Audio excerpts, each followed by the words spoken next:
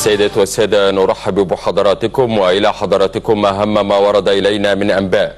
في ضربة قاصمة صرح مصدر أمني بوزارة الداخلية بأنه تم القبض على القيادي بجماعة الإخوان المسلمين عصام العريان.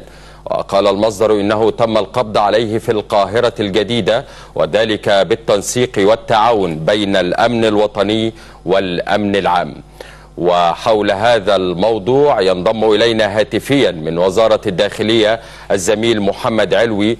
محمد، بعد التحية أرحب بك ونهنئ وزارة الداخلية بهذا الإنجاز الأمني.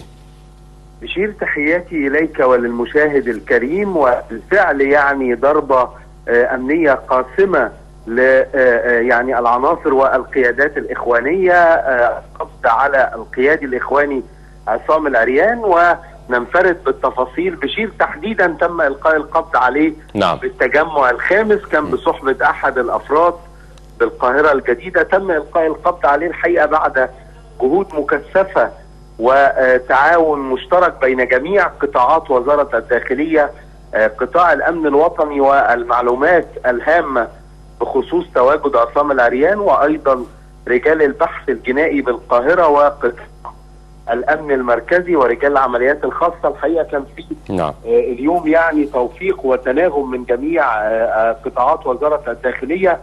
طبعا عصام العريان كان مرصود بقاله فترة، أكثر من مأمورية ذهبت لإلقاء القبض عليه. كان يعني بيقوم بالفرار قبل الوصول القوات بدقائق قليلة بشير، لكن بمشيئة الله يعني تمكنت الأجهزة الأمنية منذ دقائق في إلقاء القبض على عصام العريان القيادي الإخواني في التجمع الخامس بالقاهرة الجديدة، كان بصحبة أحد